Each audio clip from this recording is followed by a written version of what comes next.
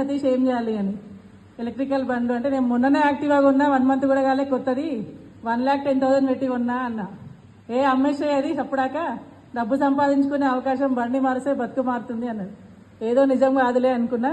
సరేలే 15,000 కదా, మనం కట్టే అమౌంట్ మన బండి కోసమే ఉంటున్నాయని ఇమీడియట్గా 26 జనవరి రోజు నా ఫ్రెండ్ చెప్తే 6 ఫిబ్రవరిలో నేను ఐడి తీసుకున్నా సార్.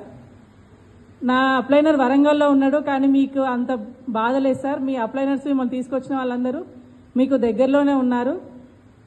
నేను జాయిన్ అయిన తర్వాత నా మిత్రుడిని అడిగిన, నేను ఏం చేయాలి ఇప్పుడు, అసలు ఎట్లా చెప్పాలి అని.